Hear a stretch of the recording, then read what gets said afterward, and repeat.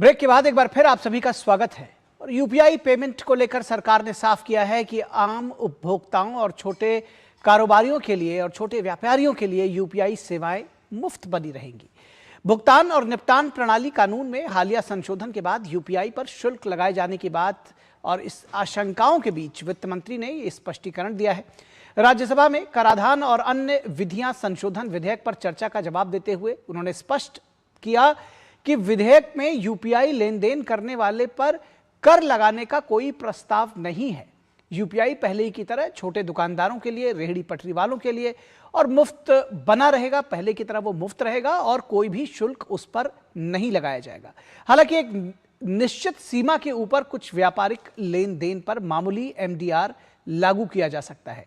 MDR पर अंतिम फैसला एनपीसीएल की अध्यक्षता वाली यूपीआई और सेवा संचालन समिति करेगी। सरकार ने कहा है कि संशोधन का मकसद यूपीआई को दीर्घकालिक रूप से टिकाऊ और सुरक्षित बनाना है। The amendment does not contemplate a blanket charge on vegetable vendors, चाय वाले, फ्लावर वाले, ऑटो ड्राइवर्स, किराना स्टोर, किसी के ऊपर हम कोई इसमें नहीं। यूपीआई 2366 करोड़ एक ही जुलाई 2026 महीना में ट्रांजैक्शन किए पूरे देश में चल रही है।